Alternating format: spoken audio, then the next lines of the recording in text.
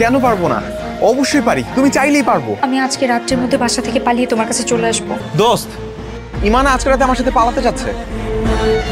Hello ইমা, এইটা কার number? তোমার নাম্বার কোথায়? তুমি এতদিন কই ছিলে? আমাকে একটা ফোনও কেন দাও নাই? আরে থামো, এত কিছু বলার সময় নেই। শোনো না, বাবা সব কিছু জেনে গেছে। আমাকে বাসা থেকে বেরোতে দিচ্ছে না, কিন্তু আমি তো এভাবে থাকতে পারছি না তোমাকে না দেখে। আমার দম বন্ধ হয়ে আসছে। আমিও তোমাকে ছাড়া ভালো নাই। তুমি জানো আমার কতটা কষ্ট হইতেছে। আমি তোমাকে কোনোভাবে দেখাইতেও পারতেছি না ইমা। আচ্ছা তাহলে তাহলে কি একটা কাজ করা যায় না? চলো না আমরা দূরে কোথাও চলে যাই। আমরা বিয়ে করি, নতুন করে সংসার শুরু করি, নতুন জীবন শুরু করি। সম্ভব না? কেন পারবো না? অবশ্যই পারি, তুমি চাইলেই পারবো। ঠিক আছে, তাহলে তুমি সব ব্যবস্থা করো। হ্যাঁ, আমি আজকে রাত্রের মধ্যে বাসা থেকে পালিয়ে তোমার কাছে চলে আসবো। ঠিক আছে, তাহলে আজকে রাতে আমি তোমার বাড়ির সামনে দাঁড়িয়ে থাকবো। সবাই ঘুমিয়ে গেলে তুমি নিচে চলে আসবে। আচ্ছা ঠিক আছে, তাহলে আমি রাখছি। হ্যাঁ দোস্ত, ইমানা আজকে রাতে আমার সাথে পালাতে যাচ্ছে।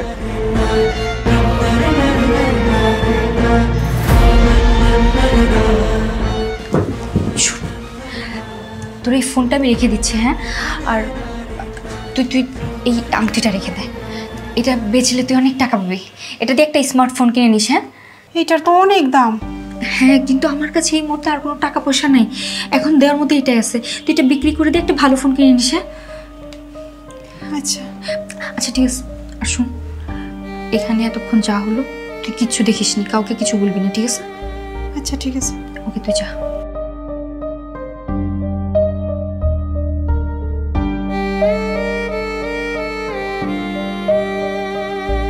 ভাই ওই যে ছোট ভাই শাফিন আছে না, ওই কামের দায়িত্ব তোমার দিয়ে দিছে ভাই। আর ছোটখাটো ঝামেলা আপনি যাবেন কি লিখে ভাই? ঠিক আছে, ওরে বুঝাই দিস। ওই কি রে, ওই পোলাটা না? হ ভাই, ওই যে ওই পোলাটাই তো ভাই। এই চান্দু, এত রাতে তুমি এবার বাসার নিচে কি করো? ভাই হাতে ব্যাগ, ও তো মনে হয় ভাবিরে নিয়ে পালাই যাইব। আমার পছন্দের পাখিরে নিয়ে তুমি উড়াল দিবা, কিন্তু আমি তো এটা হইতে দিব না। ভাই প্লিজ একটু আমার কথাগুলো শোনেন। আমি আজকের দিনে আপনাদের সাথে কোনো ঝামেলা চাই না। ইমার বাবা আমাদের সম্পর্কটা মেনে নিবে না। এর জন্য আমরা দুজন সিদ্ধান্ত নিচ্ছি আপনাদের এই শহর ছেড়ে অনেক দূরে চলে যাব, শুধু একটু ভালো থাকার জন্য। প্লিজ আজকের দিন আমার সাথে কোনো ঝামেলা করেন না। আর সেই দিনটার জন্য আমি আপনাদের কাছে হাত জোর করে সরি বলতেছি ভাই। প্লিজ মাফ করে দেন, আমি কোনো ঝামেলা চাই না আপনাদের সাথে। না না, কোনো ঝামেলা করবো না তো। চলে যেহেতু যাইতেছো, আসো তোমার নিয়ে এক কাপ চা খাবো। আসো। শোনেন না ভাই, আমি এখান থেকে চলে গেলে ইমা আমাকে না পেলে টেনশন করবে। আরে এমার জন্য তো আমরা আছি। আসো তুমি একটু চা খাও। চলো চল।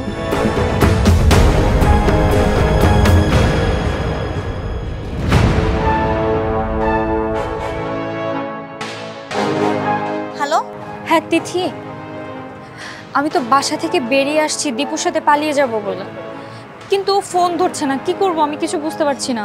কি বলিস? ওর কোথায় থাকার কথা ছিল? ওর তো আমার বাসার সামনে এসে থাকার কথা, কিন্তু ওকে কোথাও দেখতে পাচ্ছি না। তাহলে তুই এক কাজ কর, তুই দ্রুত বাসার সামনে থেকে চলে যা। তোর বাবা কিংবা অন্য কেউ দেখে ফেললে কিন্তু অনেক সমস্যায় পড়ে যাবি, পরে আর পালাতে পারবি না। আচ্ছা ঠিক আছে, আমি তোকে আপডেট জানাবো। হ্যাঁ